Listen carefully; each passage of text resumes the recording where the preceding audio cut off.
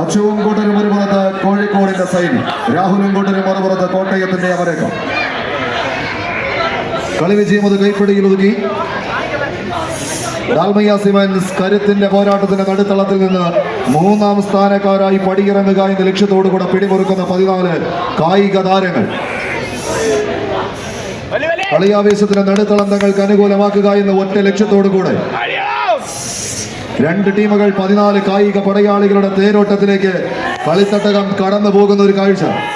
കൈപ്പിടിയിൽ ഒതുക്കിയാൽ 3ാം സ്ഥാനം, കാലനിടറിപ്പോയാൽ കളിക്കളത്തിന് 4ാമന്മാരായി പടക്കളത്തോട് വിട പറയേണ്ടി വരുമെന്ന ബോധ്യത്താൽ പിടിമുറുക്കുന്നവരെന്നാൽ മത്സരം കൈപ്പിടിയിൽ ഒതുക്കി.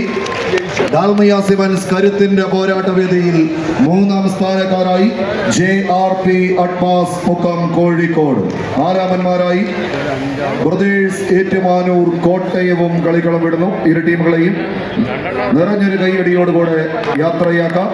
അവശേഷിക്കുന്നത് 2 ടീമുകൾ, ഒറ്റ പോരാട്ടം. പ്രതിഷേധിക യുവധാര താറ്റ്യാട് നടുവിൽ കണ്ണൂർ. എതിരാളികൾ റെഡ് ഫോൾ